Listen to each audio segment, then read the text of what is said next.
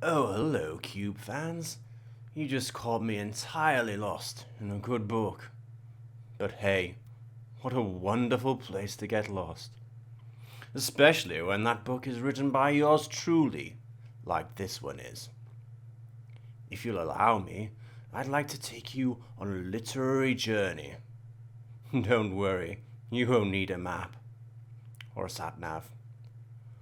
I'd been watching, or a compass. I'd been watching a lot of The Walking Dead on the television, and while I enjoyed all the brain-munching zombies, I couldn't help but think that the whole thing could do to be a bit more erotic. So I took to the Walking Dead online forums with my self-penned fan fiction, in which all my favourite characters from the show went on a continuing adventure where they fucked each other. And all the zombies. Imagine my surprise when, just days after posting my work on the forum, I was approached by a literary agent who explained to me that the discerning public is incredibly hungry for such highbrow literature at the moment. She offered me a book deal on the spot, subject to my changing all the character names to avoid copyright infringement. And so it happened that my book, Undying Love, hit the shelves. My novel, then, follows a story of Elizabeth Valentine, an 18-year-old virgin prom queen, who is about to marry her boyfriend, Troy Strongarm, who is the quarterback of the football team and has abs, but is also really intelligent and kind, and has sexy hair.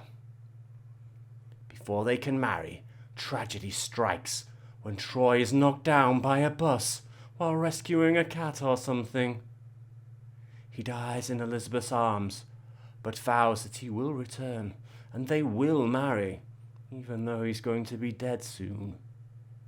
Sure enough, just days after his funeral, Troy returns as a zombie. Determined to rekindle his romance with Elizabeth, he wakes from the dead every night and, under cover of darkness, goes round to Elizabeth's house to get off with her. If I may, I'd like to read you an excerpt.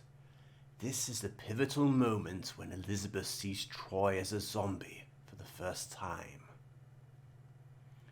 As he looked approximately 25 meters into the distance, he saw Elizabeth sitting on her porch, that same porch on which they had expressed their mutual love for one another on a nightly basis just weeks before.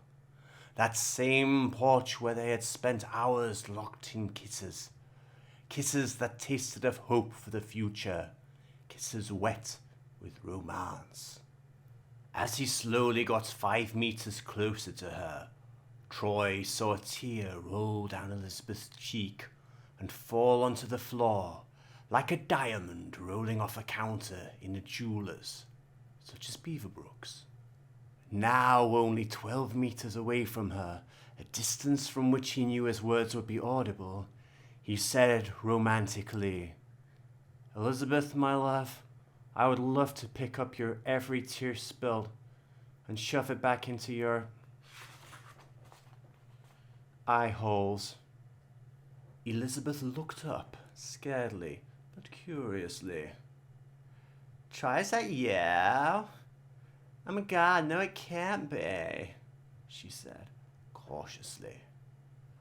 "My love, it is me," he said, stepping beneath the glow of a streetlight, enough that Elizabeth could see the outline of his still rippling form, but such that 60% of his face was still in darkness. "It's your dad," she said, disbelievingly. "No, my love, I am undead. Like our love." "It can't be." "But it is. You have to believe me." Elizabeth rose from the porch, like a cat standing up for the first time, and began to walk towards Troy. "No, wait," he said. "Before you come any closer, you should know that I I don't look the same way I used to. You may not like what you see. Oh my god, Troy, if that really is you, then you should know that my left ear is blind. You might look like the most gruesome ogre imaginable and I still love you, said Elizabeth, reassuringly. Very well, my love. Elizabeth and Troy each took a step forward in unison, like two old dancers performing a synchronized tango move. And now, as his face was illuminated fully by the streetlight, that revealing streetlight that left him with nowhere to hide, Troy was visible to Elizabeth. Drawing in air sharply, like an asthmatic sprinter, Elizabeth regarded Troy's visage. It was grey, like a television screen that has just been switched off, and his eyes, once blue, were now a whitey blue.